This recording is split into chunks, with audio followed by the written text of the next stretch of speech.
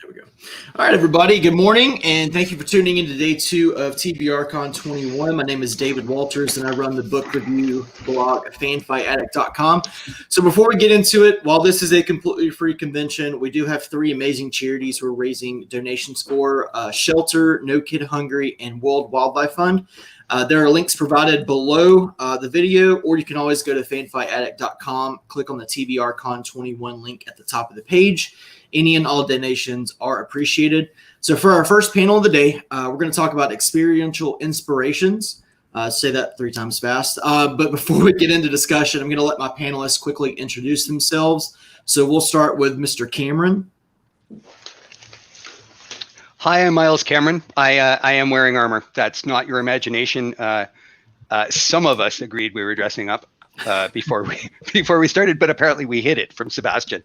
Anyway, I write a bunch of fantasy novels, and I really enjoy learning exactly how stuff works and then trying to get it into novels without boring the crap out of you. Sebastien. Hi, I'm Sebastien de Castell. I write fantasy. I write a fantasy series called The Greatcoats, and then which is sort of swashbuckling stuff. And then I write a young adult fantasy series called Spellslinger. And I've got 3 books coming out this year between those series. And I specialize, I think, in absolutely not experiencing anything real whatsoever, and then trying to convince people that everything Christian writes is fake. Scott. My name is Scott Oden. I write historical and fantasy and historical fantasy. I'm just going to sit here and bask in the glow of all these other writers. Give us a couple titles, Scott. Hi, Sebastian. Their most recent series is Gathering of Ravens.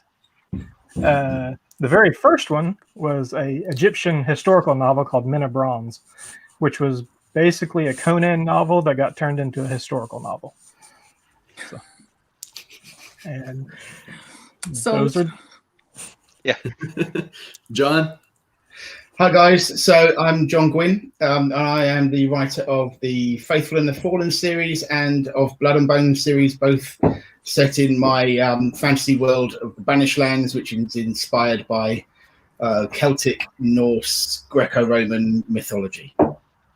That's me. I also dress up as a Viking every now and then.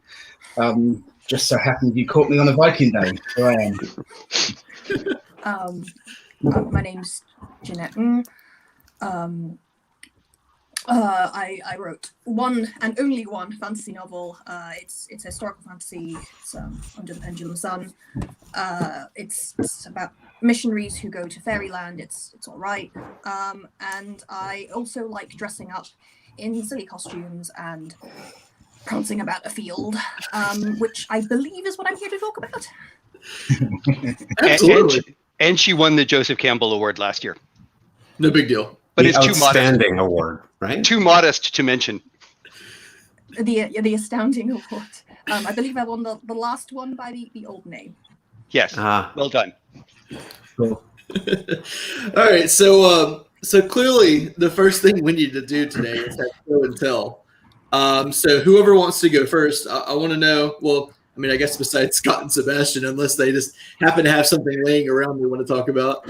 If somebody wants to say what they're wearing today, where it was made, how many times have you worn it during any reenactments or anything, etc. So who wants to start?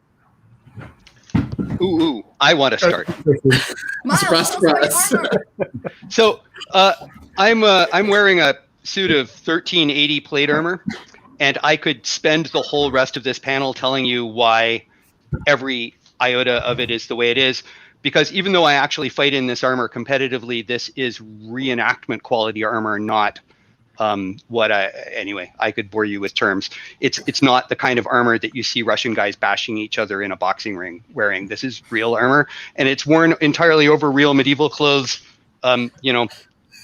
The shoes are medieval and the underclothes are medieval, because I'm very into this whole experiential thing.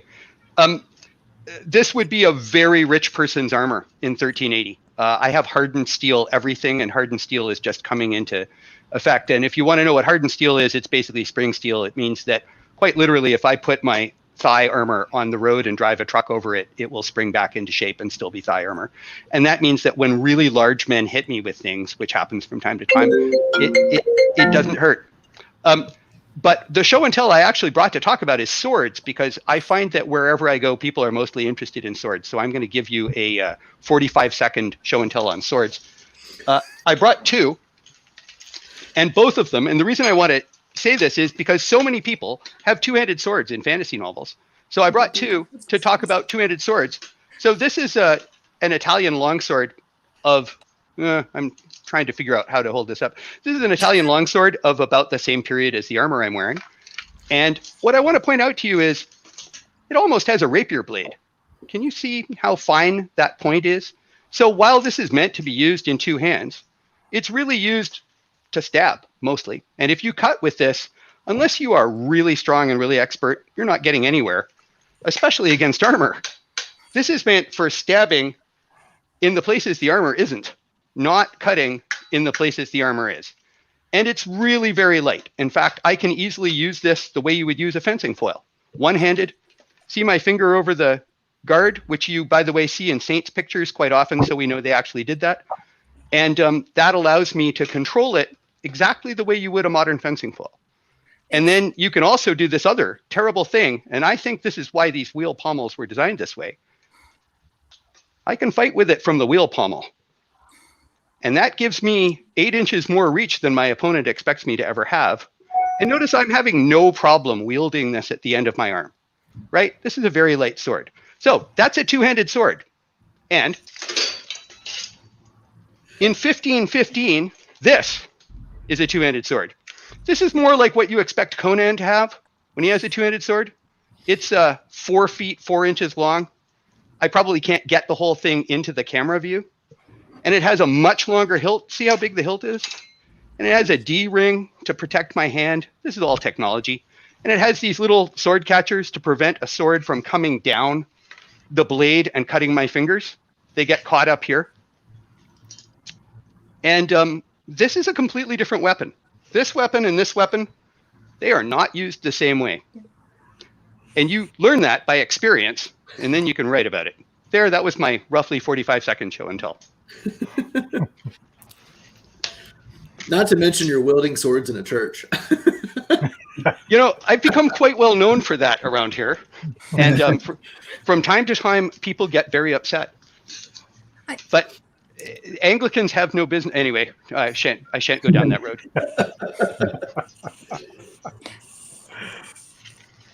Can I jump in on the sword? Oh, sorry, Jeanette. Sorry. It is one of the things that I get quite excited about when I look at.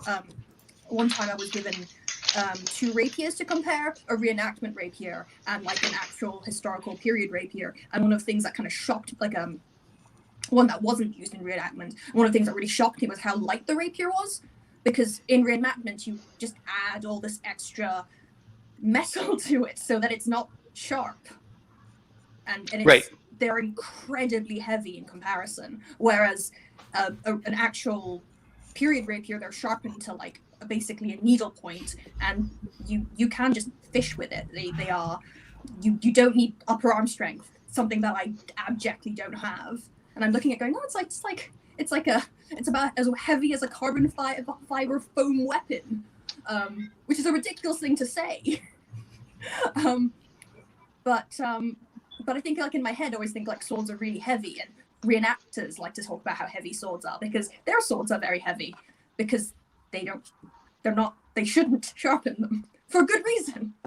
But that amused me. I'm wearing live roleplay costume, so this is abjectly no historical rigorous standards. It's very vaguely based on is it called the Accolade?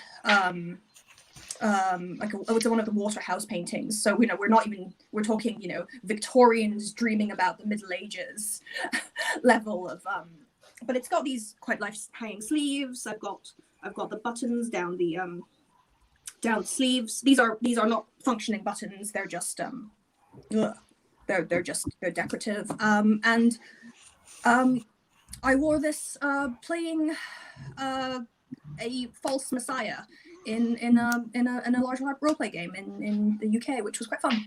I talked a lot of theology, which is something I do a lot of in live roleplay, which arguably feeds a lot of my characters talking about theology a lot. I find fictional theology very fascinating, which is why my characters talk theology a lot as well. Though obviously Pendulum Sun is less fictional or more fictional, depending on how you look at it. They try to test whether or not transubstantiation works in fairyland because of the whole God thing. Sebastien, I know you're waiting to ask a question, but I just want to say, Jeanette, so I'm an Anglican. I'm actually a practicing Anglican. I go to church. It's the reason they let me in these places. Jeanette, I turned a bunch of people in my parish onto your books because your theology is so solid. And thank you. No, I've got to say it's hard to describe, and I don't want to give away your book, but it's not as though you're trying to sell us on Victorian Anglicanism. It's just that you know how that works and it feeds your book, and that gave me joy. Thank you. I really wanted that to work. Thank you. Yeah, I hear that, but I'm just saying, like, also you were kind of respectful, and that's good. And anyway, sorry, did not mean to derail, but it is part of experience, right? If you happen to be religious, you have an experience of how church works that, to be honest, I frequently find lacking in fantasy writers. They think religion is stupid. I have no problem with that, but they don't understand why other people don't think it's stupid, and that can cause characters to make really odd statements because they're supposed to be believers, even though they're the bad guys. Anyway, shut up, Christian. I would like to point out, if it's okay, that there is a perfectly grammatically viable way of interpreting Christian's statement to be that he joined the Anglican Church so that he could do sword fighting in their basements. A cunning plan. Yeah. Sebastien, that's exactly what I meant. They have huge basements. Have you ever been in an Anglican church? I know. I live in Durham, so renting out church halls is part and parcel of our existence. We spend a lot of time, when we got kicked out of the student union building, we spent a lot of time pretending to be goblins in a local church hall. LARPing requires someone to be an Anglican. That's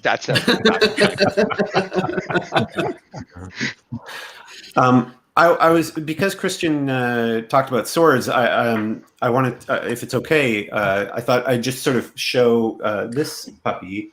Ooh. So cool.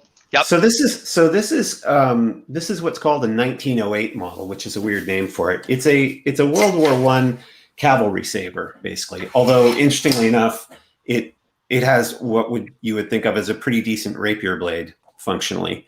And what's interesting to me about it is that one of the things that people get confused naturally about swords is that so many of the swords that we'll see, like some of the older swords that we see in museums, for example, are very ornate and very beautiful. And that's because those are the ones that still survive, because those were the ones that nobody was mostly using in combat. It goes for armor. We have such tiny armor and tiny clothes because they're children clothes. Yeah, exactly. And so, why is everyone so short? So people will say in the museum, and it's like, no, they're made for teenagers. Yeah, there's tend to be ceremonial armor, but what's interesting to me about what I love about this, my wife bought me this sword years ago, is there's nothing pretty in it. If you look at the scabbard, it's purely ugly and purely functional. I love the fact that it's got a gunmetal grip. Because this was used in World War I. And what's kind of fascinating to me, and to sort of get to the experiential side, so I've used a lot of swords in my time. Christian could take me probably in a fight with just about anything, although I'd be willing to go épée to épée with him. But I find that holding this sword is so different for me, because when you feel it, and you feel that this is a rough and tumble, this was meant to be used on horseback in a war where people were about to die, and you feel the sort of the how functionally it's made, that when I hold this sword, I have a completely different feeling that goes through me than most of my other swords, which are recreations or things like that. And so if you're trying to sort of engage with that sort of world and of sword combat, I find sometimes even just getting an opportunity to pick up and hold a sword like this, or what Christians got, because those again are meant to be functional. You don't have to learn how to sword fight to get a feeling for what that means, and for that notion. And so when I write the Greatcoats books, I find sometimes I'll just pick this up and just hold it for even a while. I used to do fight choreography, so my fight scenes are fundamentally far more derived from Errol Flynn movies than they are from actual historical practice. But before I'm writing a Greatcoat scene, I'll sometimes pick up this sword because it reminds me of what that feeling must be like. And so that's what I kind of wanted to just sort of say, is that those experience, you don't have to get the full experience of training and sword fighting, which itself is problematic in a modern era, because you're never training in the way that you would do if you were actually going to be, killing someone, in the sense that that you're never going to be in a fight for your life with a sword.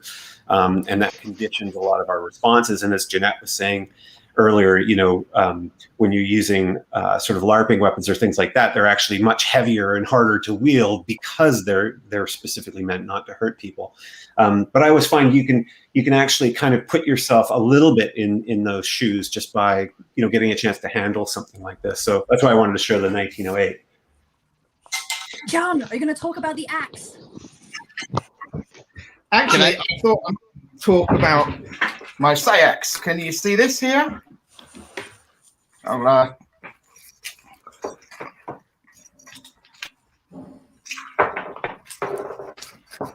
Well, this John looks gets very that different off. than you're imagining.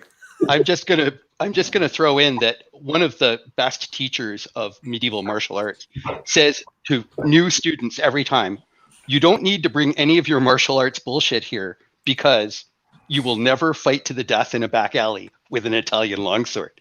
And I love that, because it really does condition the attitude. But Sebastien is right.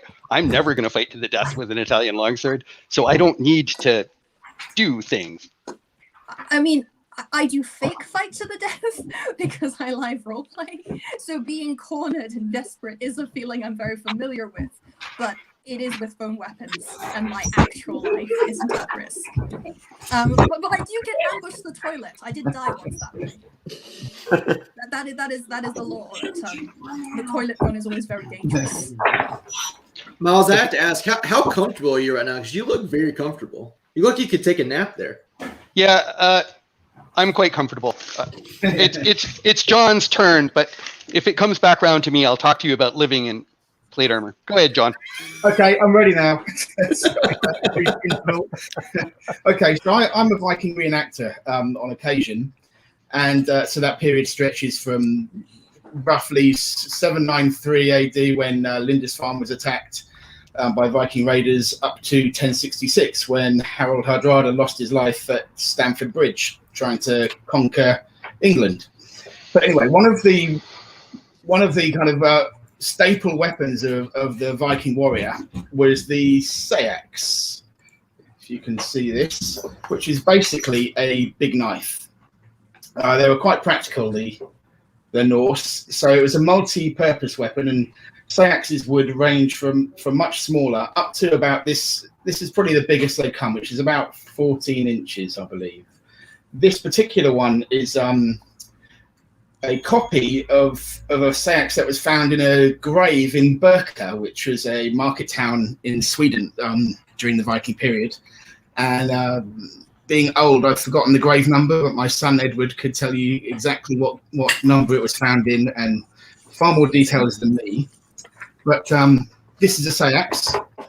So you can see that this is a reenactment blade, so the tip is blunted, so you can't put people's eyes out with it in the shield wall. But it was a weapon that was used primarily in the shield wall, because much like the gladius, it's shorter and much more appropriate for stabbing behind a shield in a crush rather than swinging a sword. Once you're in a shield wall, there's not a lot of room, and you've got guys either side of you.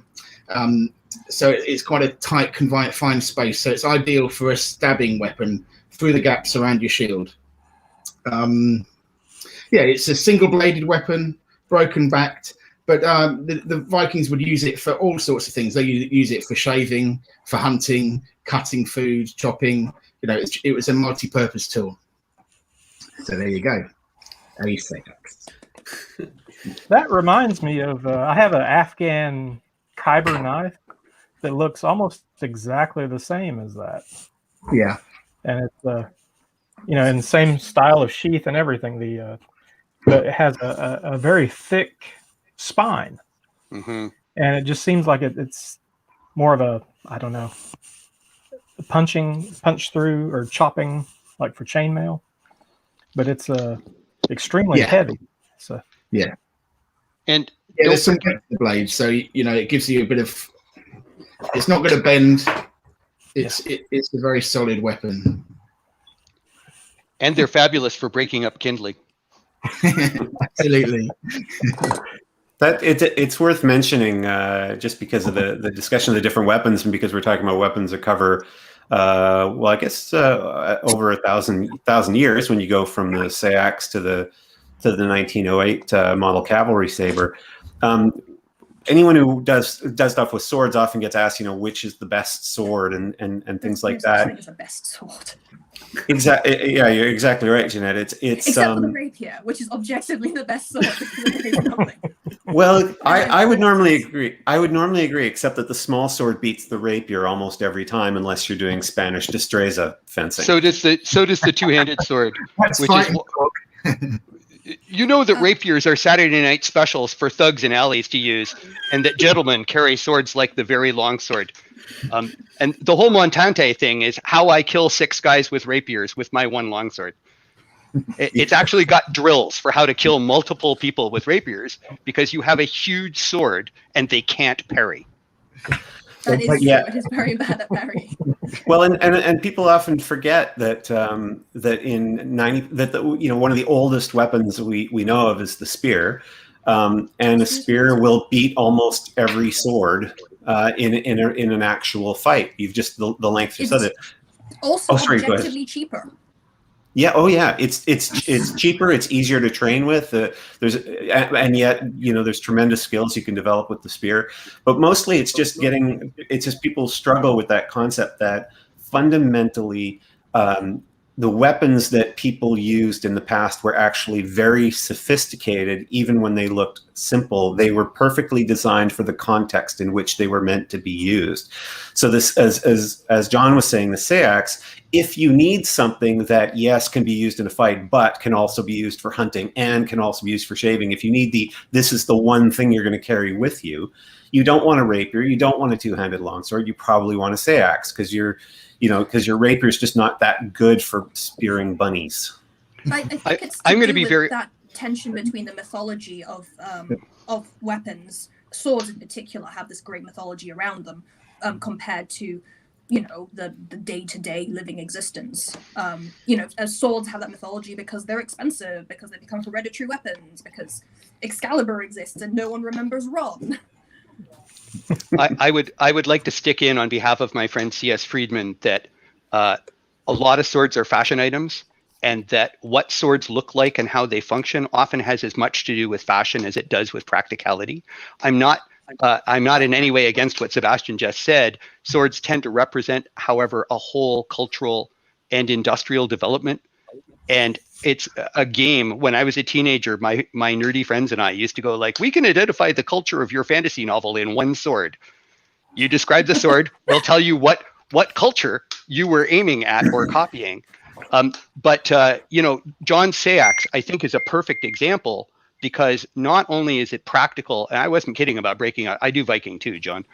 Not only is it practical for breaking up kindling or for breaking up a deer if you shoot one, but the suspension system, right? Have you got it on a single ring?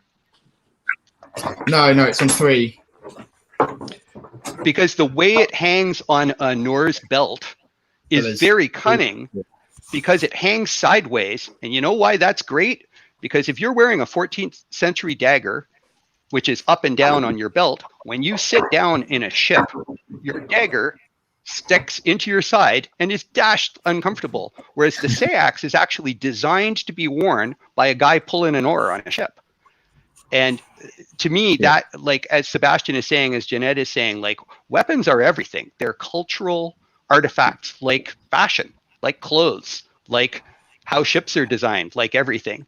And you know, for people who are listening and want to write fantasy novels, I guess the reason I think experience and paying attention to all these details, and I feel like I'm looking at 5 other writers who do this, is that you get the culture feed to the weapons or the clothes or the food or whatever is a two-way street. And once you decide that it's flintlocks and rapiers, you've made a ton of other decisions. Once you've decided it's Sayaxes and broadswords, you've actually made a ton of other decisions. And I think that is one of the things that making that choice, what's fun about it, but also what's maybe not quite like playing World of Warcraft, where they can have long swords or short swords or various other stabby things. Shut up, Christian. You're talking too much. I think, sorry. Go on, I Jeanette. love how live role players keep trying to make backstabbards work. And it's very, it's very laudable. They have all these kind of clips to make it work. But the thing is, backstabbards don't work. Well, they do. You can strap a sword to your back for traveling purposes, which is a thing that they did. But it was for a traveling. You cannot quick draw from your back. It's physically impossible. And one of my favorite little stories about this is that in the old Robin Hood series, Robin of Sherwood, the ITV one from the 80s, one of the characters has twin backstabbards, and you never see him draw them. You will always see him draw them halfway, and then they'll cut away and they'll cut back and he'll have his swords out, because it's your arms just aren't long enough to draw anything of substantial length from your back, and it's very, very fun. Yeah, that's right. I think for me, once you kind of factor in modern clips and things, it just about works. And there are people who are trying very hard to live that dream. It's great. So I know how I mean, if it's funny, because as soon as someone says, you know, this is a thing that doesn't work, I instantly go, right, I'm putting that in a novel now. Yeah, absolutely. But it occurs to me that the way you'd want to do it is you'd want a way to any technique to quick release the strap from the scabbard, so that you could kind of pop it and then just, you know, give a tug, and then the scabbard's going to fall off, and then you can do your big nice flourish. So maybe that would be a way to do it, or at least it's a way it's going to work in my fantasy novel. The really bad thing is if somebody shoves you up against a wall, you have no weapon. But plot points fall out of this. And when you're my size in a bar fight, you're always the first guy shoved against a wall. But that can be a character trait. Bob shoved against the wall all the time. That's a great, I'd love to see that as a movie. The guy who literally never draws his weapons, like it's got all the perfect sort of arrangement of gorgeous weapons, but is just always either shoved up against the wall and can't draw it, or you can be very good at fisticuffs. Yeah, he's got a brilliant headbutt. You could have him with the sword over his shoulder, but when he pulls it out, it has a blade about this long. About that long. Yeah. We're all show and tell weapons, apparently, so I'm going to show you mine. Here are some live roleplay weapons. They're tent pegs. How can I get them shot? Here we go. They're tent pegs. They're foam tent pegs. They're coreless. They're coreless. Oh. And they can be used as a throwing weapon. And I have them because my character's name was Yale. And in the Bible, Yale very famously drove a tent peg into the head of the general Sisera. Name means snake. Yale's name means goat. And as a result, I decided that my character should carry around tent pegs to use as a weapon. And it was going to be my gimmick.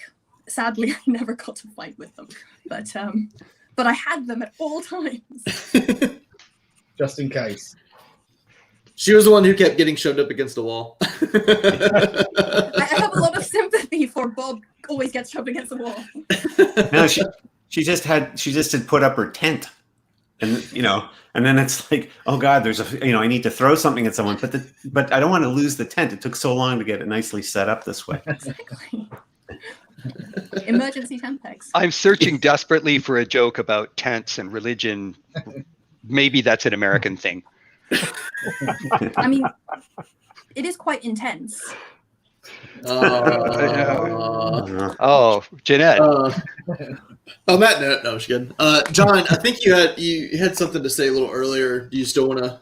Yeah, sure. I was just going to say, reenactment is great fun, and I'm sure Christian and I do it for fun and the enjoyment factor. But what I hope it brings to my writing, and I imagine you guys are the same, is just that touch of authenticity.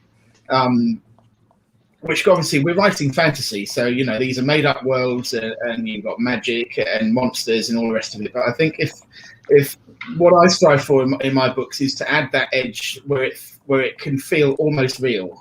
So I think reenactment is actually really helpful and useful in those terms, in that you can learn those touches of authenticity that you just wouldn't enter your mind otherwise. For the first day I went to join my Viking reenactment group, they put a shield in my hand, and after 5 minutes, my shoulder was burning. It was hard to hold the shield up, and every chance you got, you drop your arm to rest your shoulder. And it's just little touches like that well, I would never would have thought of it unless I'd actually done it. So I think reenactment, even though it can be great fun, it's also a really valuable resource for writing. That's right. I have to know, what exactly does it feel like being in a shield wall? Because I know you've been on one. Oh yes, fantastic. I mean, you haven't got that fear of actually dying, so that's a bonus. But I often usually when I'm in a shield wall, I'm standing with my sons. My 3 sons either side of me, so it's quite a special feeling actually, standing shoulder to shoulder, shields locked, as your enemy are approaching, or if you're marching forwards. Yes, it just feels great. It's good. While his sons are like trying to shove him outside of the shield wall. I've noticed most of the stab wounds are in my back. I don't know where they came from. Oh goodness. So kind of getting into what John was talking about, where he was touching on about the authenticity. It's kind of like a joke question, but I'm sure Christian will probably have a nice quip for this. But do any of you actually, like, when you're trying to get inspired to write your next novel, or maybe even the next scene in a book, that has to deal with certain pieces of armor or clothing that you have, do you have to like maybe put it on in order to like get the feeling, of how the scene's going to play out? Or is that just something that we all think that you do? I guess we're going in order. I have a two-part answer. One is yes. I was feeling very, very much like Sebastien when he talked about just putting the sword in his hand before he sits down to write a scene, because I do that all the time, sometimes in my garage. Super nerdy. But curiously, the thing that I guess reenacting has taught me most, I have so many stories, but it's more about living, cooking, eating, and sleeping. And my characters spend an inordinate amount of time cooking, building camps, taking their camps down, and traveling, because as an old professor of mine used to say, at most medieval soldiers fought 1 day a year, but they had to live the other 160 days of the campaigning season. And I what I guess I often do, for instance, before I write a feast scene, I'll cook my family, who, yes, I inflict medieval food on them all the time. And my 17-year-old daughter will roll her eyes and say, "Are we in the Middle Ages?" And they both reenact with me, but apparently the food is not what they want every night. Anyway, my partner runs a like a cooking collective, like a historical cooking collective. So they not this year for obvious reasons, but they used to do like they used to test recipes in my kitchen, and I'd like sneak in and sort of munch on like, you know, the kind of recipe development process, because the thing is, medieval recipes do not give you quantities at all. So, and if you're lucky if they kind of write something like, do it like I showed you, put in fine herbs. And then fine herbs is a slightly defined subject. It is slightly more specific than you might think from that description. But you'd have to tweak the recipe and kind of trial and error it. And it's quite fun watching and cribbing off his notes. They also run a medieval banquet once a year. Not this year, maybe next year. Maybe next year. Maybe next year. I just want to close that by saying, so I use stuff in my books that I would never have known if I hadn't done it. And one is how much you hate somebody who lets the fire go out in the rain. God.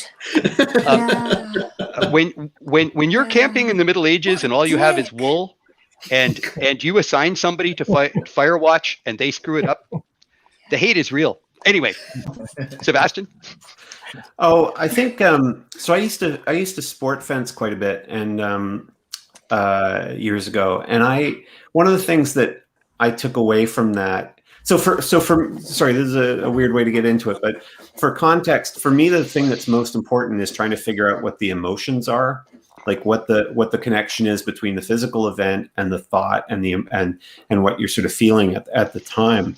And so, the hardest thing to get for me is those very direct emotional responses inside yourself, so that you can use those to then write evocatively enough so that someone else can sort of try to feel them.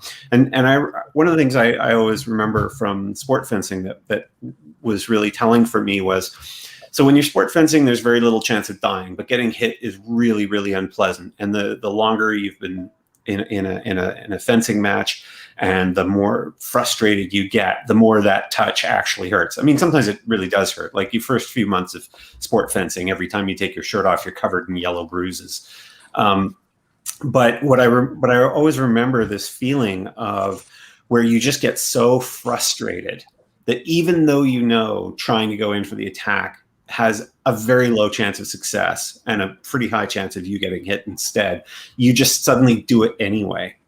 And that whole kind of mental breakdown that happened to people in actual duels, where they just, a lot of duels are lost predominantly because somebody loses patience. Because if you're even remotely decent with a sword, you have a lot of techniques to prevent yourself from getting hit. You can back up, you can parry, you can do all kinds of things. And so it's those moments of frustration that's so intense that you're literally going to end up throwing your life away, rather than wait any longer, because your brain and your body and all of the chemicals inside you just won't allow you to maintain that horrible stasis. So like finding those kind of feelings to me is a big part of the sort of the experiential process. A few years ago, my wife and I were on a trip in South Africa, and we were on this tour, and though I have no idea why, they made us go to the world's tallest commercial bungee jump, which has pretty much nothing to do with South Africa except that some people go there to bungee jump, I guess. And I'd never been bungee jumping. And sorry? It exists there. It exists there, which is perfectly valid. And it was interesting because I didn't want to do it, but there was a guy, nobody wanted to do it on this tour. There was one guy who really wanted to do it. He didn't want to do it alone. And so eventually I said, all right, I'll do it with you. And I've never had a fear of heights before. I developed it by going on that bungee jump. But because they first of all, they pump this hugely loud music the whole time while you're all waiting for your turn. And it's like this big crazy disco dance party almost on this platform under this bridge for a 234 meter drop. was it meter or feet? I can't remember. I think it might, whichever one it was. It's like the tallest commercial bungee jump out there, and they, and when they put you in the harness, your feet are strapped together, and they like haul you to the edge, and they have great video production for this. Like they have all these cameras in just right places, and they tell you to look up and smile, and so it's really hilarious. There's a great shot of me looking up and I'm smiling. And then I just look down and you can just see my whole face go like this right before someone shouts bungee, and I get hurled off this thing. But just those kind of experiences, like for me, that's the thing. Like, I had the absolute sensation of, I guess this is what it's like to die by falling off a bridge. And so that's what I'm always trying to kind of access when I'm writing. Like that's the hardest thing. And that's one of the reasons why, as I was saying before, I'll like actually grab the sword, because even if I'm not going through the elaborate sort of process of fencing, and I'm sure this is true for others as well, that once you've choreographed a few fights, you don't need to totally reenact the fight necessarily. Sometimes you'll want to, but you don't have to. And it's especially hard when you don't have a partner, because all your moves work perfectly. But just trying to access that feeling through those feelings through touch and things like that. That tends to be the most important part of the process for me. I love peeling parsnips. Because I come from live role play, so we spend like entire weekend in the field. And you spend a lot of time pretending to be someone else. And in between, as Miles says, in between all the pretend fighting, you're also pretend making dinner over some form of campfire, and you're also trying to make small talk and filling all the time, because there is a lot of it in between the fights.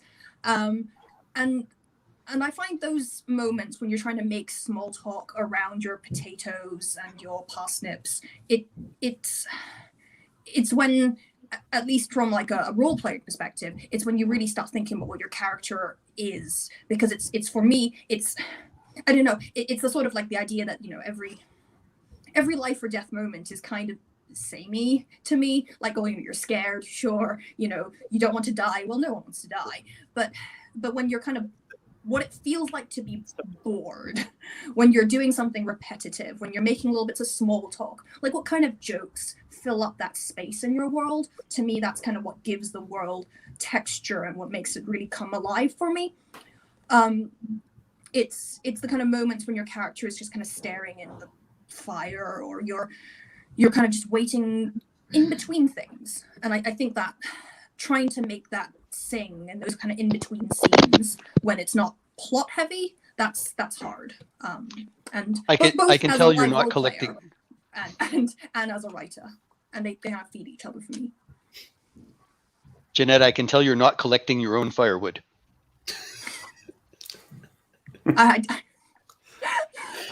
Well, you see, we have the luxury of having our own pallet wood.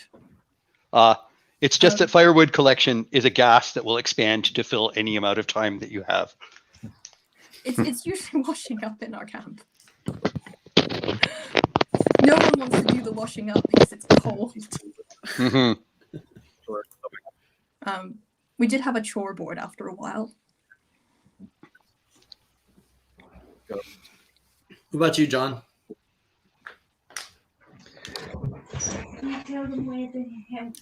Sorry, my wife's just Come on, say hello, darling.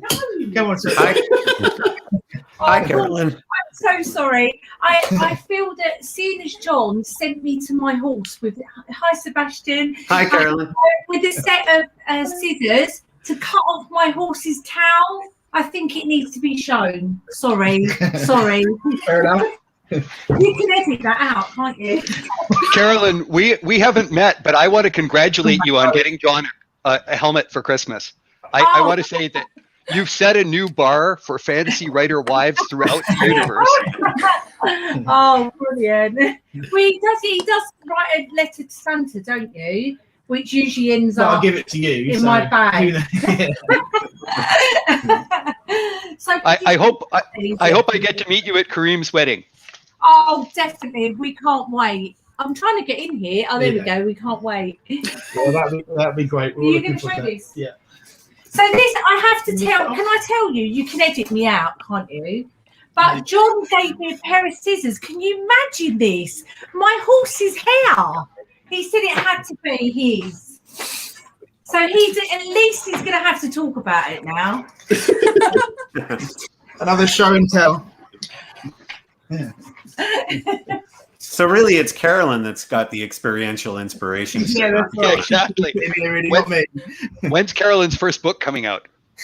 No, I keep saying she should have a go. So yeah, this helmet, it's get it in the camera. Can you see that okay? So it's yeah, well, I'll talk about the helmet briefly first. So it's an Eastern European style helmet. I think a lot of these were found in Poland. I think towards the end of the Viking era.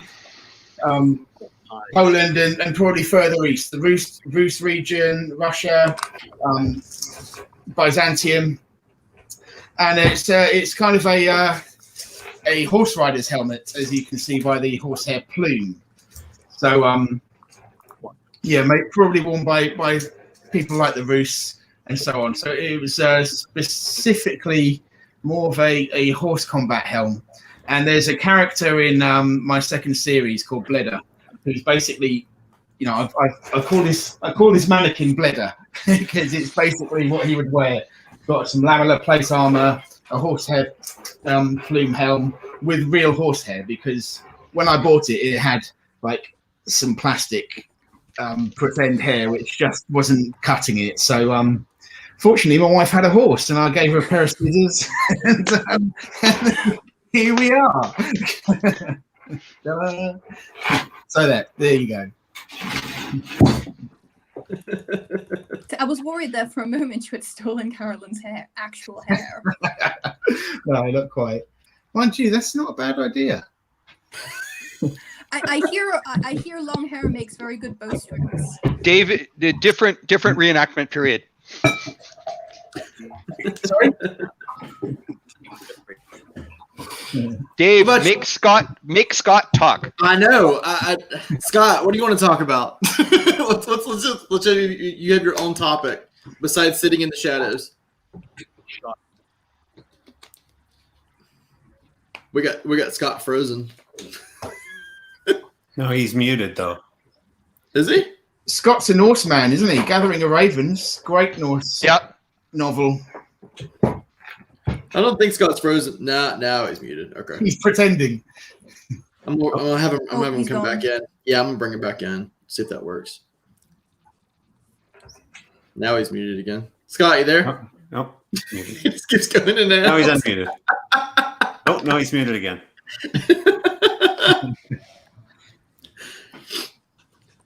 Miles, what's your favorite recipe?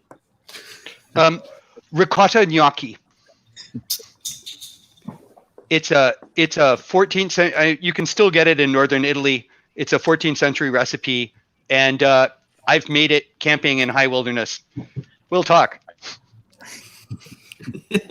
All right, so I think Scott's going to try to rejoin in a minute. So while we're waiting, so those of you who've done reenactments or LARPing, how does the real life prep and reenacting transition truly into your writing? I know we've heard about doing hand-to-hand combat. We've talked about fires and fire watch and not making sure the fires don't go out. But I would assume, because I've seen Miles with pictures and videos of actually like gathering food and so forth from what's around you. So how does that really get into your works, even though we're talking fantasy here? I'll try and make this super fast. I'm actually doing a director's cut of The Red Knight right now because it's about to be the 10th anniversary, and so I'm being allowed by Gillian Redfern to put back into it the 6 scenes that were cut to keep it from being 700 pages. And I'm also polishing some things. Anyway, you're all writers. You know what I'm talking about.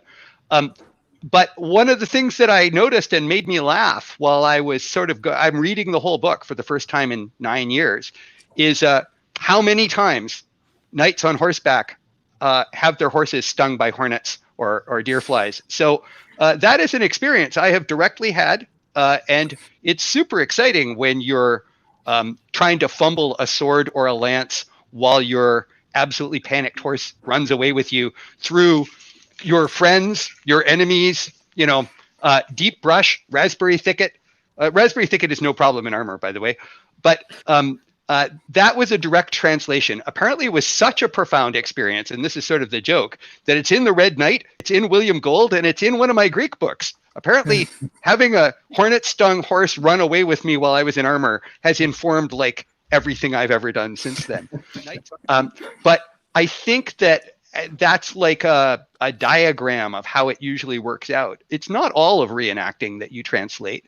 And I could tell you experiences I've had that have nothing to do with being dressed in funny clothes or being in a reenactment, where I nonetheless go like, oh, this is a valid experience for Bob.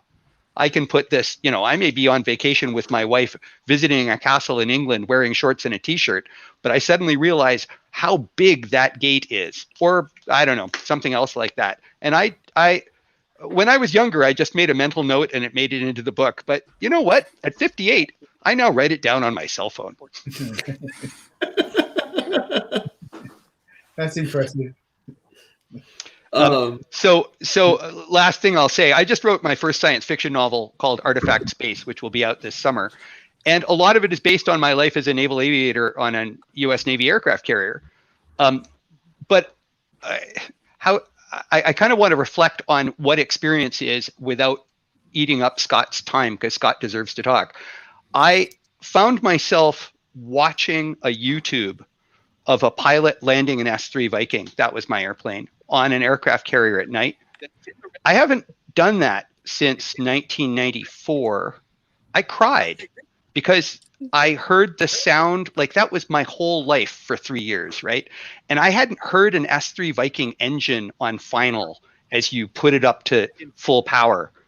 And anyway, and I just went like, oh God, this is so part of me that there are tears in my eyes while I watch my little phone while some other guy lands an S-3 on an aircraft carrier. Yeah. I hope that makes sense. I realized it was such a profound experience that I wanted to put it in a book. And I will admit I hadn't really thought about it in a long time. And I guess I'm just using this to say sometimes you can borrow other people's experience. Isn't that like we're writing books to give experience to other people in a way? But also, I think you can watch a martial arts video or watch a medieval cooking video and maybe get enough out of that to write a good scene. And I absolutely do that. I can't do everything myself. Yeah. Anyway. Yeah, I think it's a really good point to make that, writers aren't writers because they experience the most. The writing talent is trying to communicate experiences to other people. And so we all know the stories of the warnings of, the people that research so much and then they want everyone else to know how much they researched. And so their fantasy book ends up being just full of, endless info dumps about, precisely how you make armor. And so, yeah, it's always, that's always one of the things is there's a difference between authenticity as, or as a notion of accuracy of how something works or what it feels like versus evocation, in terms of like, how do you then evoke that for someone else? Because you're specifically evoking it for people who aren't going through that experience, right? Well, there's always that tension where some people come in with assumptions about what a certain era or time period or experience is like, and that may not actually tally with reality. I mean, the classic example people use here is sort of like, Greeks wore colors. They had dyes, but because all our statues, the colors all came off, we assume they wore white a lot. So sword and sandal movies, everyone's wearing white. And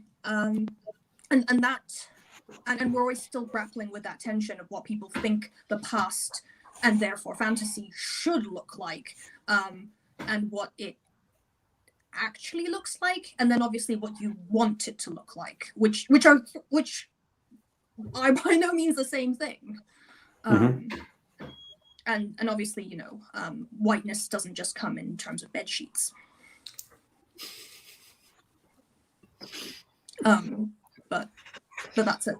different subject, and we can just happily allude to it for now.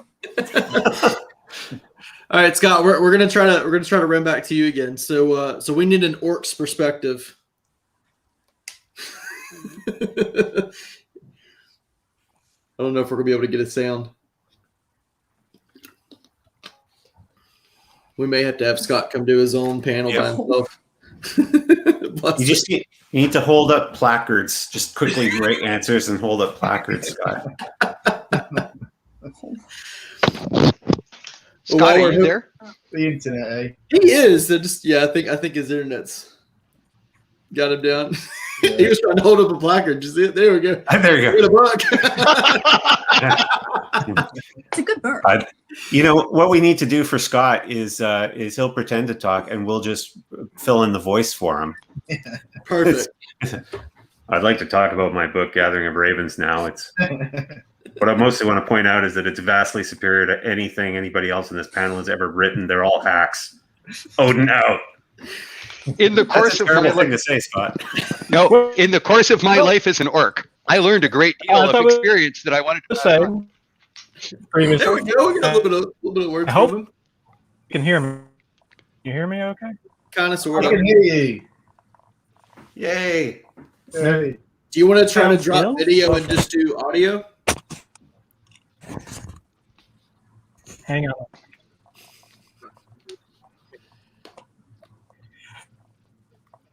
Yes, I'll just.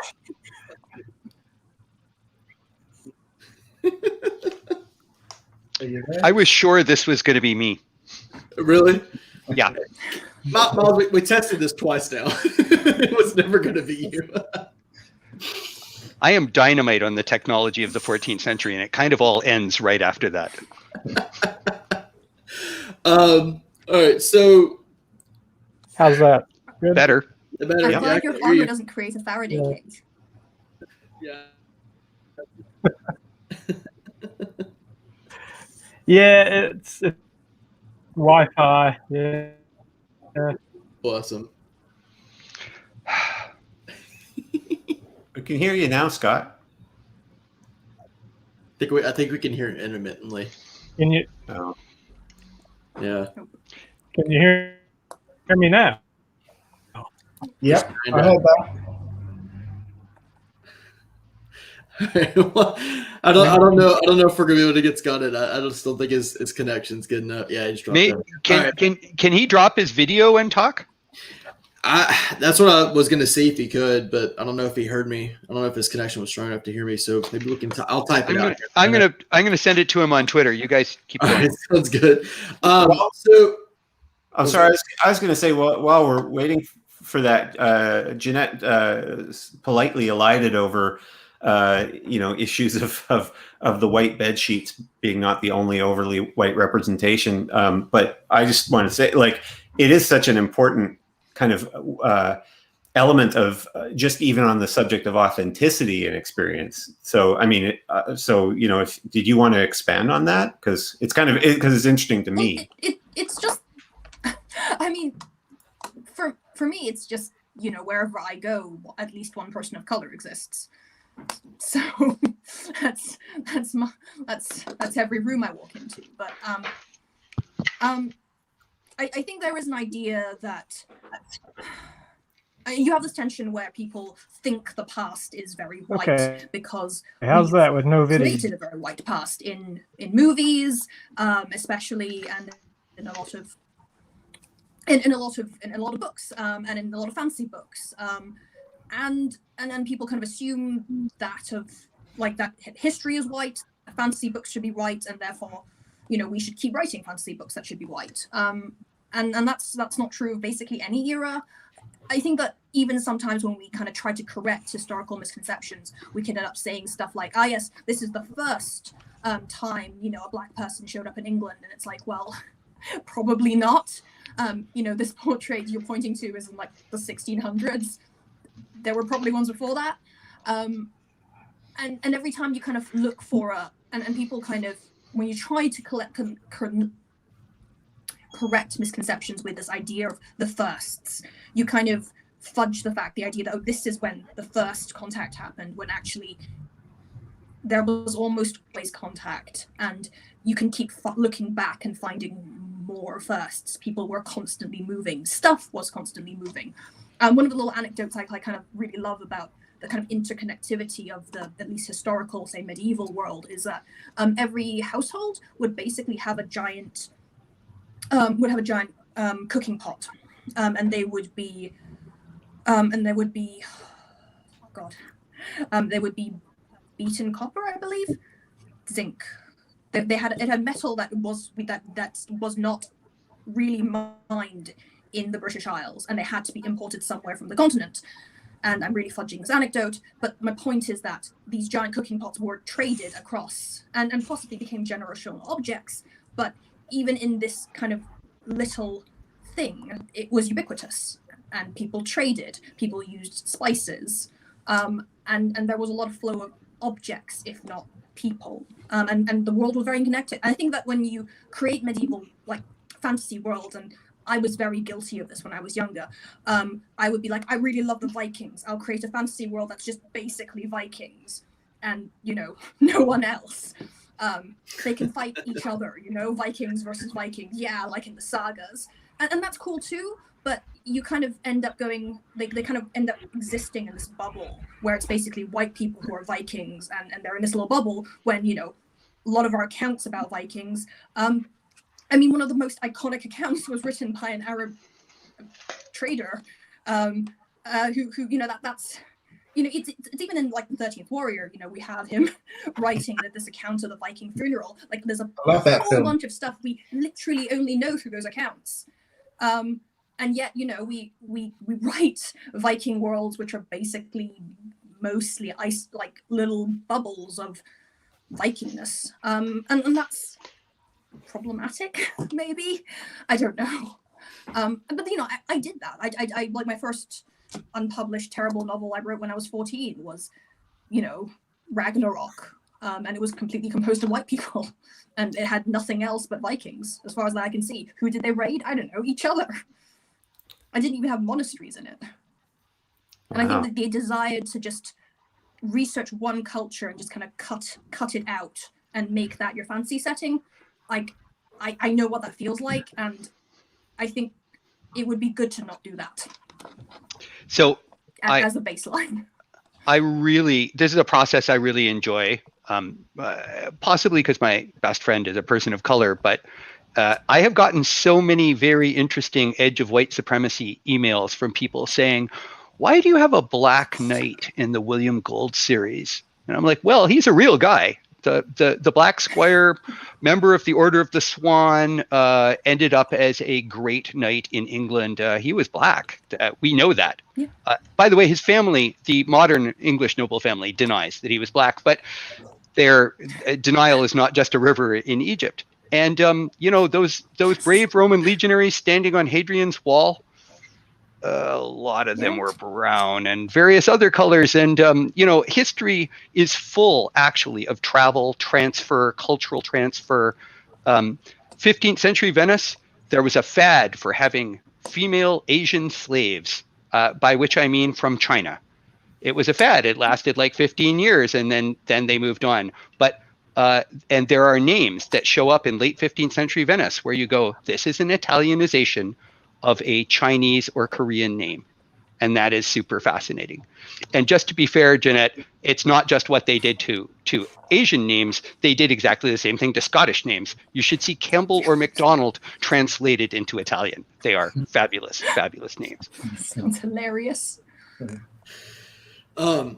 So and Miles and I talked about this kind of before we got the panel together. And let's be honest, he was kind of the driving force behind this panel. He should be moderating it. But we had talked about video games or gaming in general as inspirations. For maybe those that don't go out and do reenactments or, sword fight in their garage or basement, or take swords into church basements.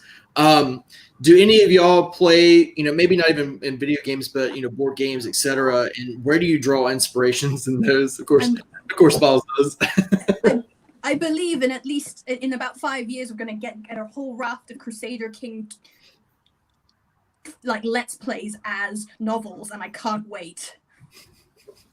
Crusader Kings 2, 3 is now out now, but it's the one where you're playing a dynasty and it's just full of murder and like marrying off your children and scheming and murdering your way to having a giant empire.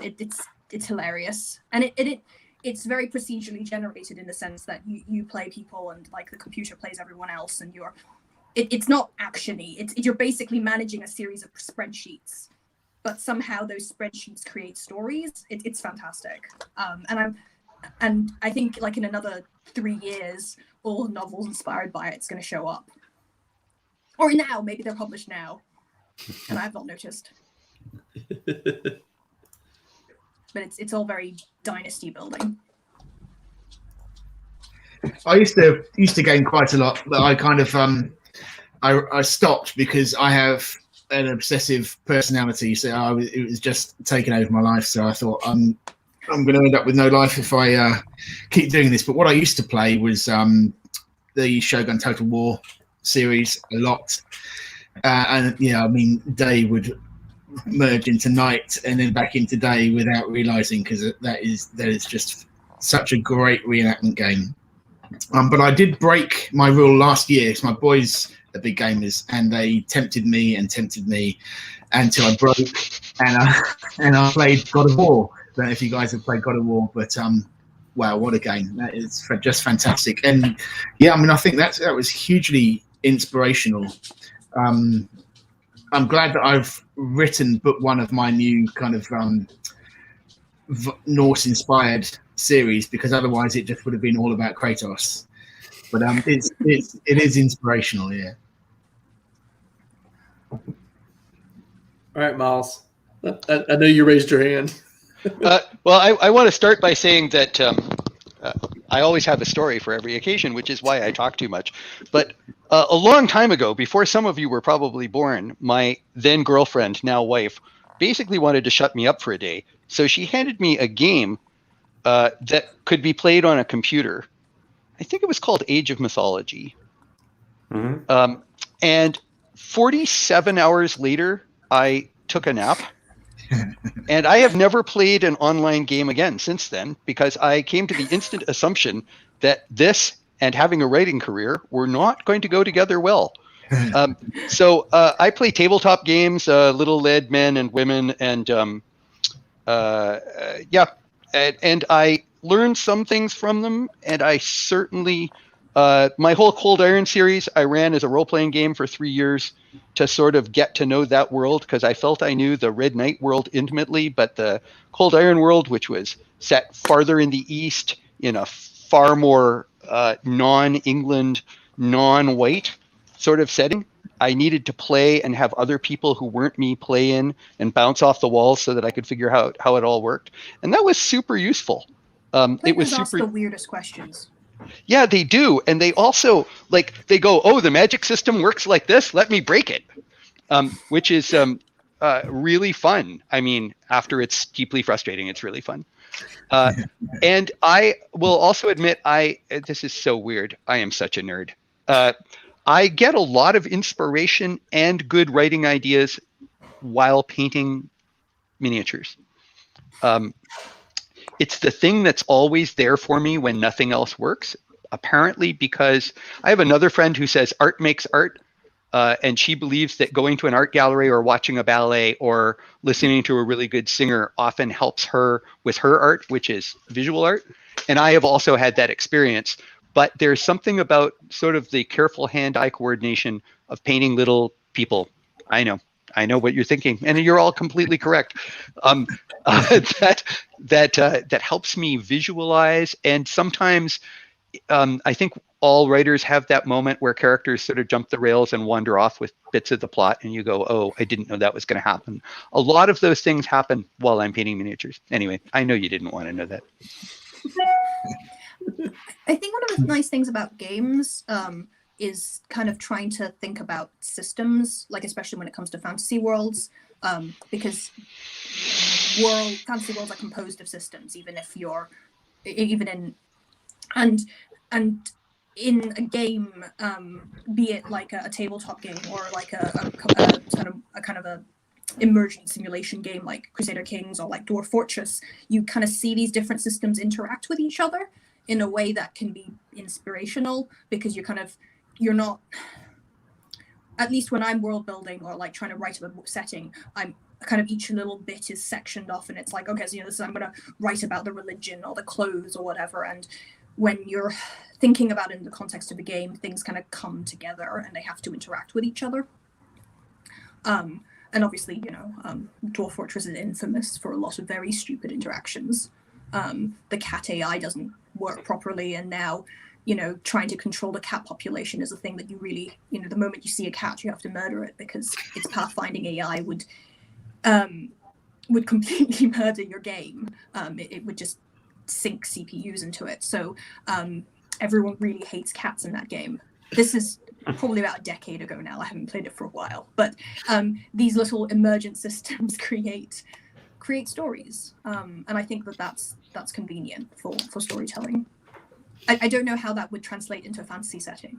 Maybe like having too many cats would slow the movement of the sun or something. That's probably a good short story. I should probably write that down.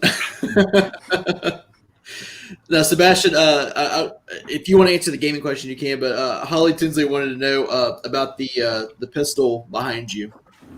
Yeah,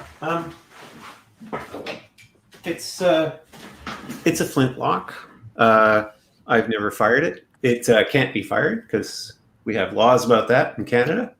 I'm sure Christian breaks them all, but it was given to me by my brother-in-law. It's a lovely gift. I think it's from the early 1800s. But actually, Christian might be able to tell better than me because I'm terrible with firearms. What do you think? Looks Greek or Turkish, 1780s. It's long, right? Yep, it's pretty long.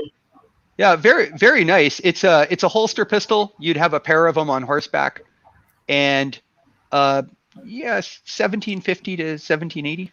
I mean, I'm looking at this on a little tiny picture, so yeah. and who knows? Maybe I'm just making it up.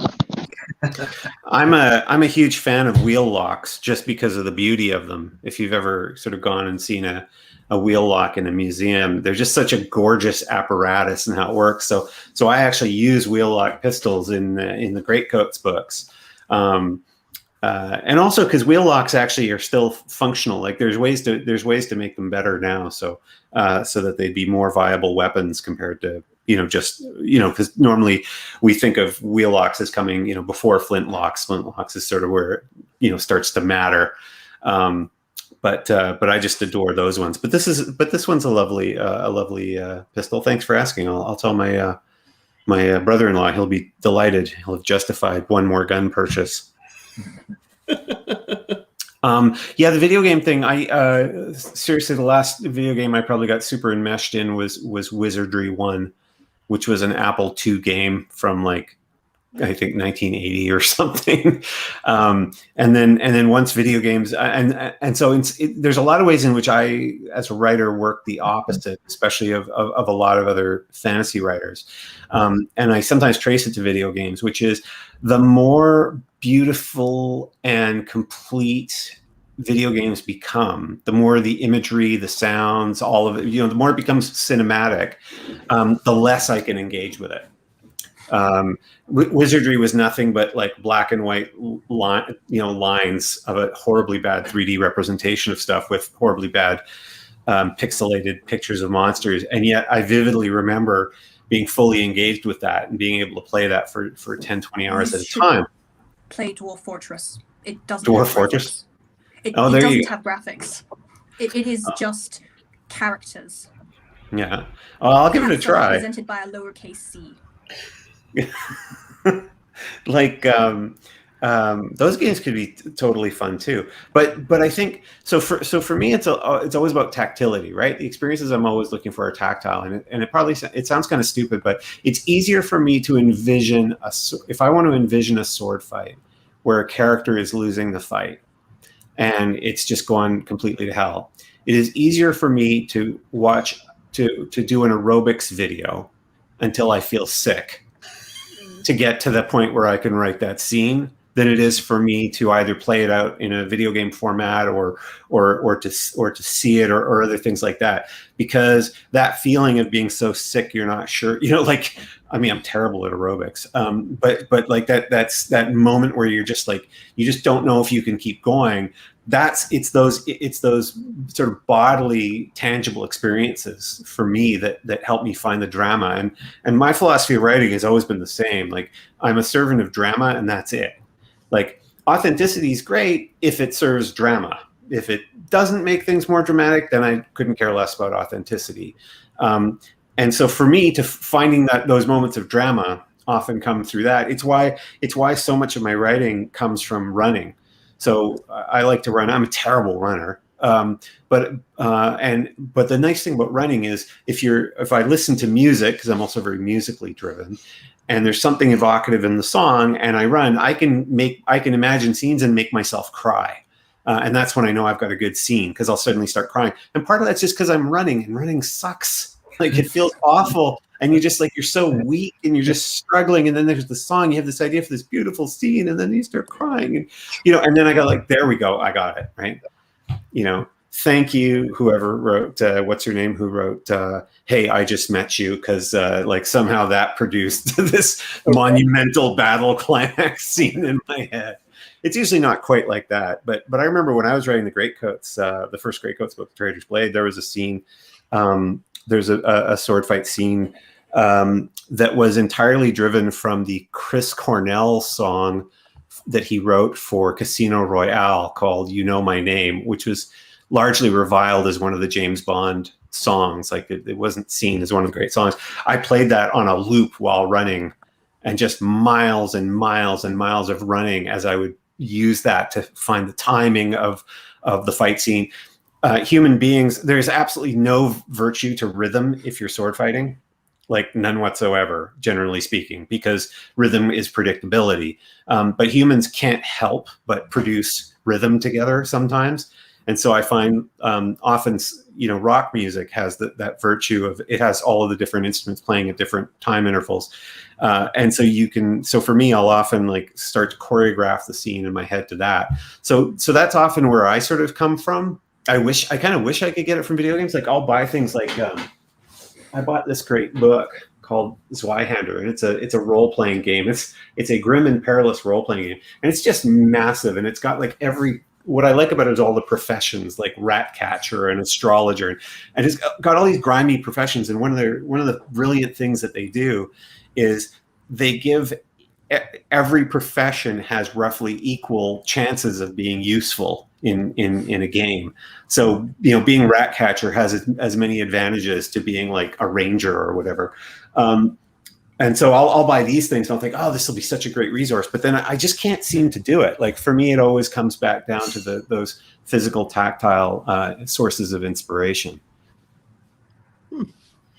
So, question that was just asked by John's son, who's been commenting here pretty recently. But what are some I guess who are some writers that have impressed you with some authentic fight scenes? Because I mean, I know there's a lot of fiction out there, and I'm sure every now and then you'll start reading one and you kind of cringe a little bit, just based on just action after action after action, because there's no ways it has that much stamina. But who are some writers that got it right?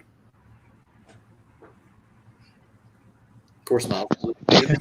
Christine has Sebastien de Castell, John Gwynne, Jeannette Ng. Yeah, I totally write fight scenes. Actually, I really enjoy Sebastien and John's fight scenes, but I'm going to tell an anti-story instead of a story. So first of all, I'm going to say I think one of the best fight scene writers of all time is Alexandre Dumas. He's consistent and he knows what it's like, and he probably had actually killed people. But my anti-story is years ago, when I hadn't even written a fantasy novel yet, Australian SAS officer wrote me a piece of fan mail, and he said, I love your fight scenes, but you and I both know that if you're in real combat, you have no fucking memory of what happened.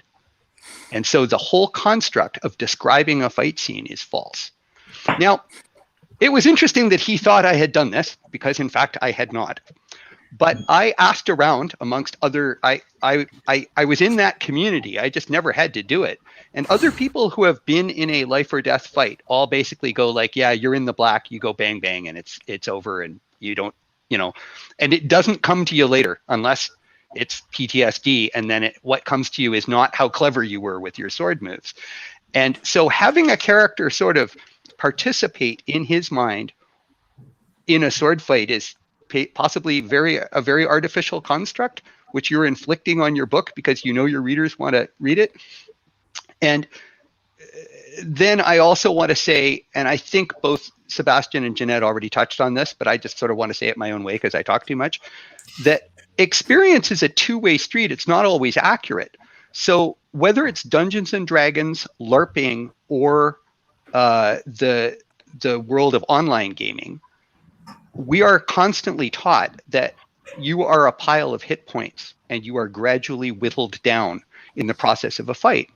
And whether it's a James Bond movie or the latest Jeffrey Archer book, usually the heroic climactic fight is a sort of Irish stand down punch thing where the hero goes down for a long time and then finally gets up and finally just barely pulls it out. And, Princess Bride fight scenes, whatever, pile of hit points, fight scenes.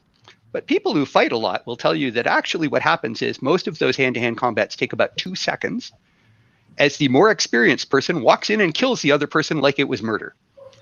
And in sword fights, if no one has a shield, and shield fighting changes this completely, someone's going to be dead super fast, especially on a battlefield where you can't back up. You can't go anywhere. You have to stand your ground as the giant forces, and this is why the shield wall experience gives John this great background.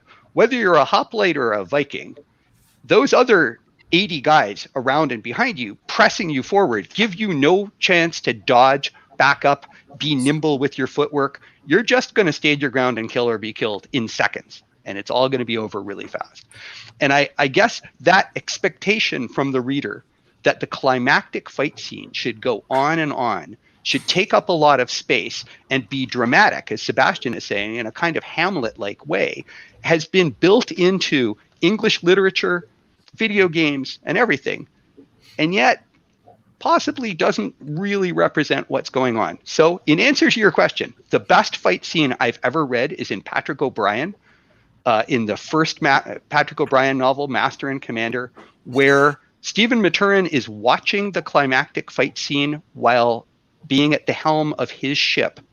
And the whole thing is told as if it's 15 minutes later, and all he can remember is one moment where one of his friends is killed. And otherwise, you just are instantly taken to the moment of victory. They've captured the Spanish ship. And you think all book, we're going to have that traditional like fight on the deck of the Spanish ship, and we're going to cut and thrust, and it's going to be great. And instead, you get this weird PTSD-ish anticlimax where all he sees is the Marine or James Dillon, his old friend, being cut down, fighting gallantly and dying. And then the British win. And I think it's the best fight scene ever written. I think my favorite trope is when, usually like a duelist or someone who is practiced with single sword or fights in single combat a lot gets stuck in a shield wall. Like they end up in a war scenario and they get given a sword, they get given a shield and like, nope, now all your training, all your fancy sword skills, they're useless. You need to fight with a shield now. And that's my favorite trope. It happens in quite a few books. I think like one of Jacqueline Carey's books has it, where like one of her twirly fighters gets stuck behind a shield. And it's just, I just really love it as a trope. It does come up quite a bit nowadays, as people kind of are increasingly enamored of shield walls, which is a good thing. But I think the other thing about like expectations of fight scenes is expectation of training. And obviously there are people historically who did spend a lot of time training to fight. But one of the examples I quite like is how in Tolkien, no one really trains aggressively. The hobbits just pick up swords, they go into battle, and they can fight. Merry just, he just shows up and he fights. And they don't do a training montage. To the point where the movies add a training montage in with Boromir, and it's a very cute scene. But I always kind of heard a lot of people kind of comment on it, point out that it's reflected on Tolkien's experience, that he was a schoolboy who got, he was just a normal person who ended up on the front lines, and he didn't go through lots of training. You're just in war and you cope and you discover you can vaguely fight and you do it in a way that a lot of more modern, nerds love complaining, like a blah, blah, blah. How can X person just pick up a sword and fight? There needs to be a training montage. And I think that's quite interesting, how we conceive of skill and expertise and how competent you are allowed to be without training.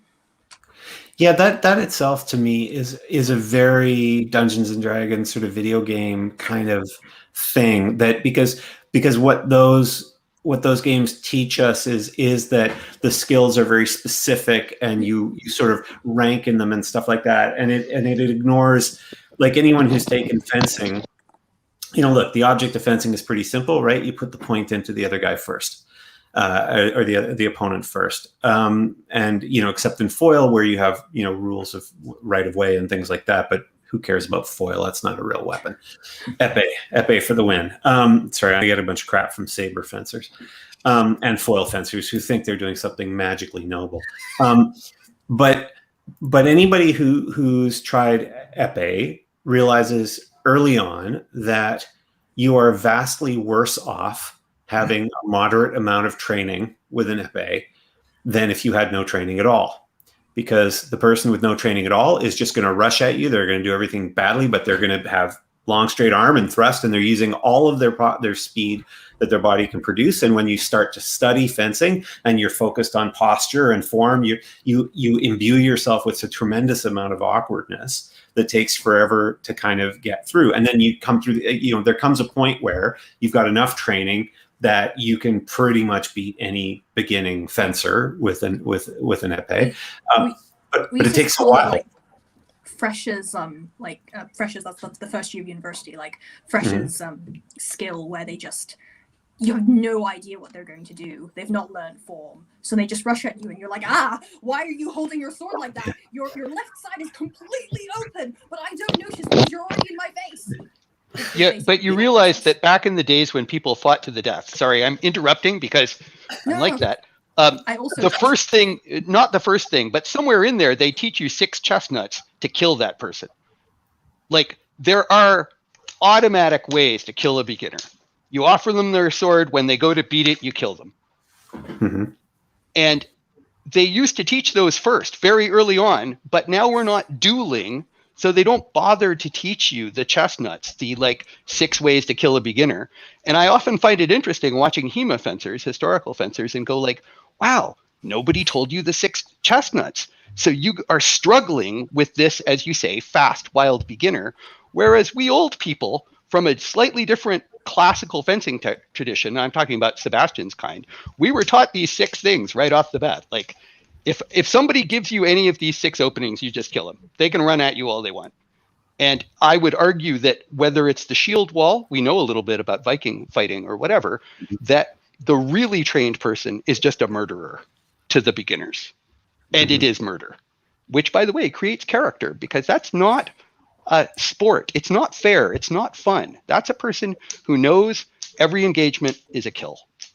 Mm-hmm. Yeah, the other thing, you're absolutely right.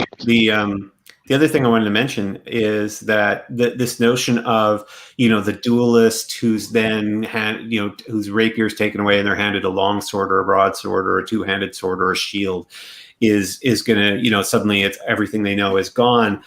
The reality is, and this is one of the weird things, I think studying rapier is really good for this. Rapier is basically the study of hard surface physics.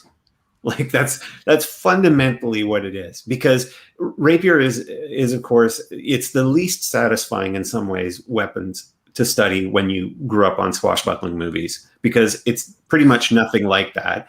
It was designed and meant for hyper efficient sort of linear path finding between you and somebody's vulnerable flesh. And so once you start to work with that, it's all about angles, right? It's all about angles and blocks. And Christian sometimes tells a story I've heard him tell about using a buckler and how a buckler shield, to us looks ridiculous because it's so small. How does that protect you?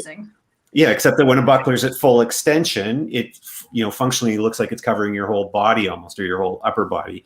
And so it's all about understanding those lines and those sort of hard surface physics. And so, yeah, so a duelist who is suddenly given, a broadsword is still, a lot of that training is still going to be there.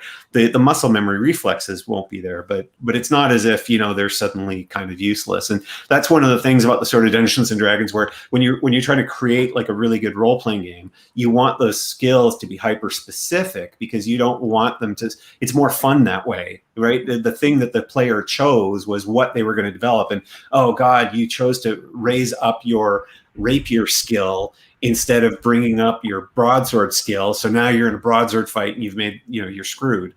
But I think in an actual sword fight or an actual combat, the training is never so much about the weapon as it is about the physics that make weapons work. Unless you have a samurai sword and they're very brittle.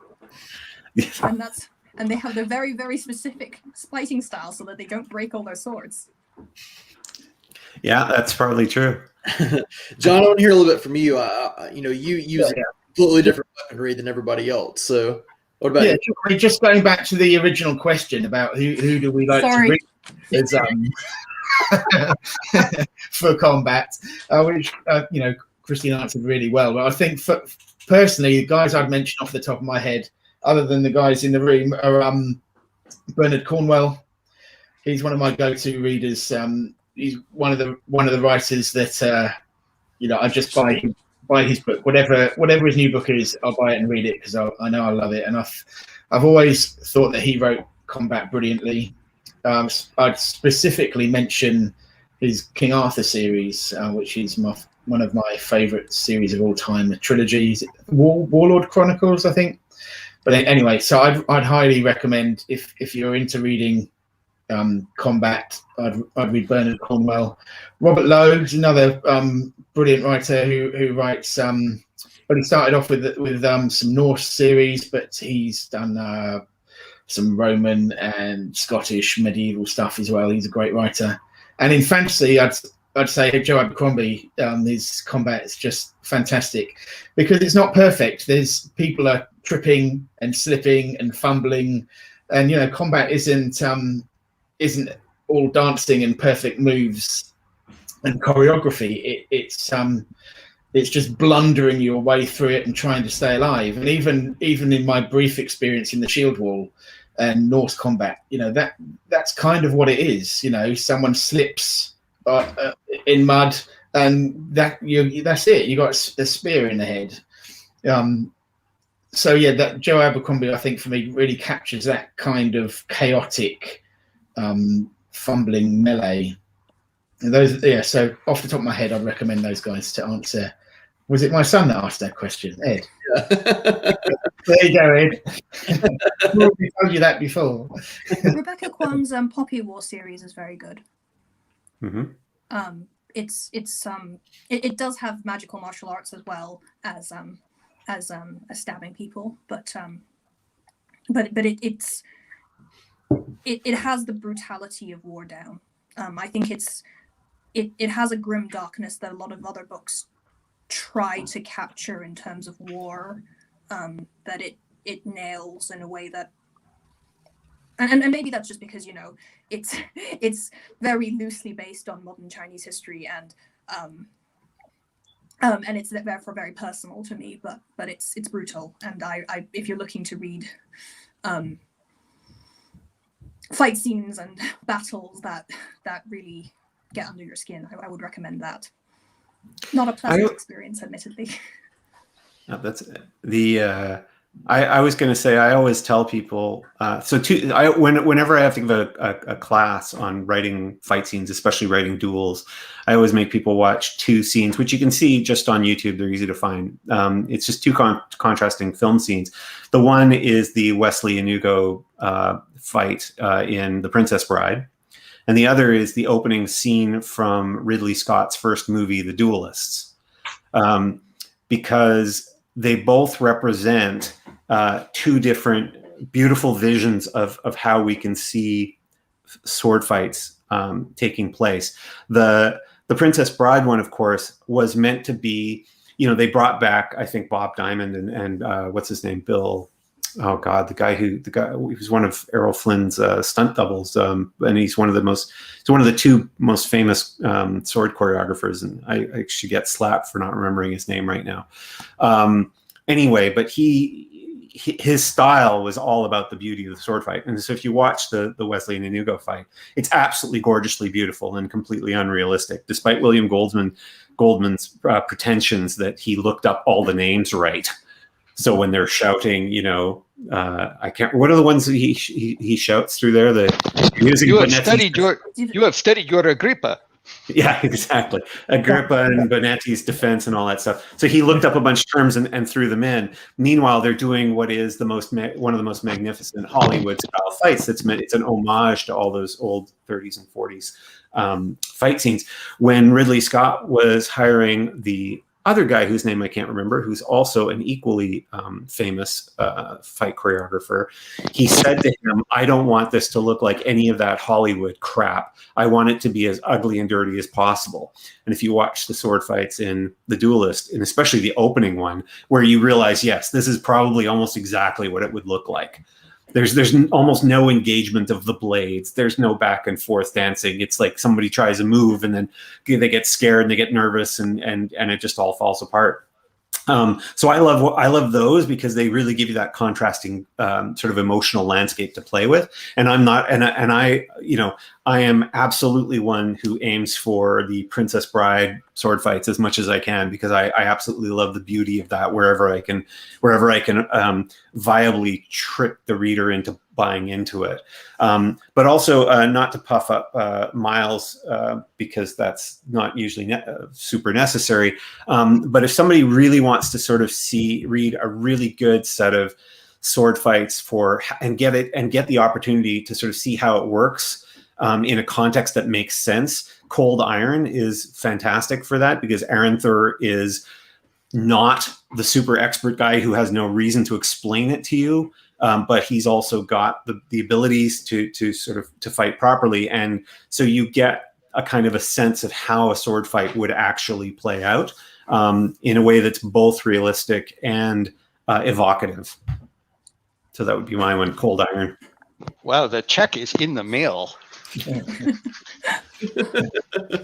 But since Sebastien has given me this obvious opening, when I set out to write Cold Iron, I was actually writing a completely different novel about how sword mastery happens. So every fight scene in Cold Iron is actually a fencing lesson. And it was totally written deliberately that way, and it runs all the way through the third book. So each one, if you're a practitioner, each one has like a basic fencing law, lesson, or rule contained in it. And that was totally on purpose, because it was all going to be all about fencing. And then the characters ran off with the novel and it wasn't about fencing at all. Speaking of choreography, I think Estelle Huang, who writes fantasy novels, she works as a Hollywood stunt lady as her day job, and she has some pretty cool fight scenes that are cinematic. What was her name again? Estelle Huang. Estelle Huang. Jeanette, could you put that on the Twitter? Sure. Thanks. I would much appreciate that. I'm looking for stuff to read right now. We just call it Twitter now, Grandpa. I thought it's pronounced tweeters. I was so fond of you a moment ago, Sebastien. Need a little salt with the sweet, my friend. Oh my gosh, he's rescinding that check now. Yeah. So we've had a phenomenal chat so far, but I want to go ahead and kind of get to our last thing, and it's really not even a question, but I want to know what is everybody working on currently? What's about to come out, what's recently come out, and then where is a starting point with your books for new readers? We'll let him finish because he tends to go on a little bit longer. So I will try and be short. I am doing a director's cut of The Red Knight, which is going to have some new scenes in it. I've wanted to do this from the beginning for complicated reasons that I won't bore you with right now. But It'll be a little longer. It'll have some new stuff and a whole bunch of name corrections for those of you who read it and wondered why people's names change during the thing. And that's fun. And then I'm getting ready to write the sequel to a book you haven't even seen. So I'll just say my next fantasy series is called Against All Gods. It's set in a completely not our Earth Bronze Age with lots of non-white civilizations and etc. Just referring to an earlier discussion, including pacifist Harappans, like the Indus Valley culture that appears to have been the predecessors to the Jains. And that was partly driven by, because I write so many fight scenes, going like, so how do pacifists survive in one of these nasty ass fantasy worlds? And what's it like to have a morality that prevents you from using a sword? Anyway, I'm really looking forward to that. I'm having a ball writing that series. It's got the biggest magic and the biggest gods. And I enjoy reading other people's books like that. So I thought I'd actually sit down and write one that wasn't, that wasn't so based on, I don't know, the Middle Ages or the early Renaissance. That's what I'm doing right now. And the easiest way to get into my books, I have 43 books. So I'm going to say, if you're a historical fan, read The Ill-Made Knight or Killer of Men. And if you're, they both begin series. If you're a fantasy fan, if you like 1 million characters in a vastly complicated situation, you should try The Red Knight. And if you like one character and a vastly complicated situation, you should try Cold Iron. Perfect. Cool. Sebastian? So I've got 3 books coming out this year. As it happens, in April, Way of the Argosy comes out, which actually, if you've never read any of my books, it's a YA fantasy. It's everything I write in YA fantasy is kind of like the opposite of Harry Potter. Take all the stuff you like from Harry Potter and get rid of that and make it dark and nasty. But if you haven't read, someone could actually start with this book if they wanted. But it's not transphobic. It is not transphobic. No, blessedly. Poor. Yeah, poor. Well, I shouldn't. Yeah, sorry. It is the greatest scandal of our day. As Jeanette opens up the bear trap and invites me to step inside. Sorry. Wear leg armor. Yeah, wear leg armor. Probably in June, I think Play of Shadows comes out, which is the first new book of the Court of Shadows series, which is set in the Greatcoats world. Play of Shadows is, I maintain, the world's greatest swashbuckling fantasy set in a theater, which no one in the world has ever asked for. So we'll see how that goes. And then in the fall, the follow-up to Way of the Argosy comes out, which is called Fall of the Argosy. If somebody hasn't read any of my books, if you want adult swashbuckling fantasy, Trader's Blade is sort of the right place to start. And it's a pretty snappy book. It's about 117,000 words, unlike the follow-up that gets longer. And then for YA fantasy, magic, and Squirrel Cats, Spellslinger is a pretty natural place to start. It has a very different cover in North America. For some reason, Orbit published them as adult fantasy in North America, whereas they're YA everywhere else in the world. But yeah, it has a talking murderous squirrel cat. I don't know what other promo anyone would need. There's a pie chart in the back of those books. Yeah, you should show the pie chart. So I'll see if it can focus in on it. So Hotkey Books, they put these pie charts where it's like the 4 things in it. And when they were asking me, it's about a young guy losing his magic right before his mage's trials. And so it's just magic, magic, magic, and it fades out. But yeah, we have fun with those pie charts. Constantly trying to, what do we do with those pie charts this time? And sometimes the suggestions get, everybody thinks it's like hilariously funny. And then we realize, someone blessedly comes in at the last minute and goes, that is going to send entirely the wrong message. Just change it to something normal. So anyway, but that's me. John? Okay. This is coming out in such an amazing cover. Oh, in May the 4th in North America, May the 6th in the UK. And you're sending me an ARC, right, John? Yes. You should be in the mail, Christian. Okay, good. I genuinely mean that. It should be. So this is a book one of a new series that I'm writing. It's a Norse-inspired saga inspired by Beowulf and Ragnarok. Hopefully, I have a lot of fun with dead gods and shield walls. So yeah, that's the project I'm working on at the moment. If you want to jump into my writing, probably the best starting point is this guy here, which is the first book I wrote, Malice, and it's book one of the Faithful and the Fallen, and that's where basically my previous 7 books are all set in this world and all part of the story.